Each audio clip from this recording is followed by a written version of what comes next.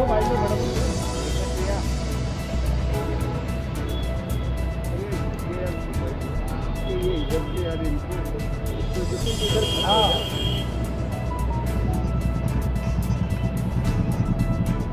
जनाब। 11 को medicine ICU ward कोविड-19 के जवाहरलाल नेहरू अस्पताल में शॉर्ट सर्किट होने से आग लग गई थी। उस वार्ड में कोरोना के 20 मरीज भर्ती थे, जिसमें 10 वेंटिलेटर पे थे।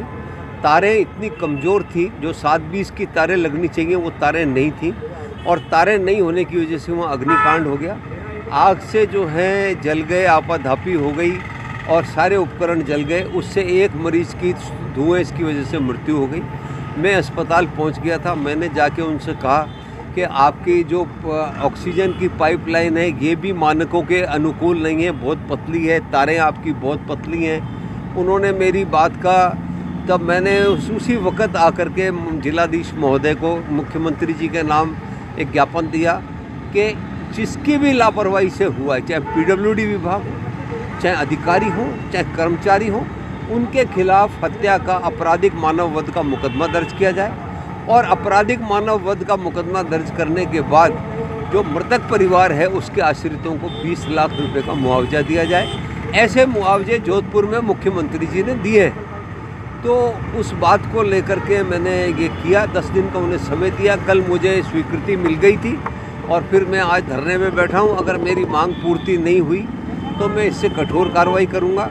दूसरी मेरी मांग है, जो मैंने इनको ज्ञापन दिया है, कि अजमेर में 30-30 साल से 20-20 साल से डॉक्टर बैठे हुए हैं। वो डॉक्टर कोई स्थानांतरण की नीति नहीं है। SP, collector, deputy SP, RAS, जज, मजिस्ट्रेट सब बदल जाते हैं। तो 30 साल तक डॉक्टर क्यों एक ही जगह बैठे रहते हैं? उन डॉक्टरों ने 300 रुपये प्रति पेशेंट लेना शुरू कर दिया है, और घरों के अंदर, आवासीय घरों में दवाइयों की दुकानें खोलनी है। अब उन दवाइयों की दुकानों पे वही दवाई मिलती है जो वो लिखते हैं, बाकी शहर में कहीं नहीं मिलती। तो ऐसी परिस्थिति में आप आवासीय क्षेत्र में कैसे दवाई की दुकान खुल गई? आवासीय क्षेत्र में वाणिज्यिक कार्रवाई करने की, गतिविधियां करने की ड्रग इंस्पेक्टर ने लाइसेंस कैसे दे दिए? इस बात को लेकर के मेरी उनसे जो है कि एक नीतिगत निर्णय हो, डॉक्टरों का भी बने कि इनका स्थानांतरण होना चाहिए। आपको मैं ऐसे 50 डॉक्टर गिना दूं जो पिछले 20 साल से अजमेर में बैठे हैं और ना तो कभी जाते हैं। कौन है जो उनकी दलालियां करता है? कैसे उनके ट्रांसफ़र रुक जाते हैं? मुझे ये आज तक समझ नहीं आया।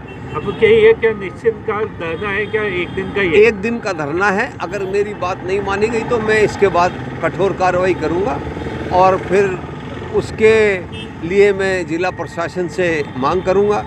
अभी अपन ने जो पहले भामाशाह योजना वाला करा था, और अम्बू बैग का, तो भामाशाह वाली फाइलें तो एसीबी वाले ले गए, अम्बू बैग की फाइलें अभी तक नहीं गई हैं। तो मेरा ये भी है कि अम्बू बैग की फाइलें जब एसीबी में पहुंच जाए, जो अपन ने पिछली बार किया उन्होंने मान लिया, मुकदमे दर्ज कर लिए, पर एसीबी के अंदर अभी तक अम्बू बैग की फाइलें अस्पताल से नहीं दी गई हैं। इसलिए मेरी ये मांग है कि अम्बू बैग भी जाए, अस्पताल की नीति बने, स्थानांतरण की नीति बने, घर पे जो दवाइयों की दुकानें चल रही हैं वो बंद हों, और उसके बाद निश्चित रूप से मुआवजा राशि मिले और इन पे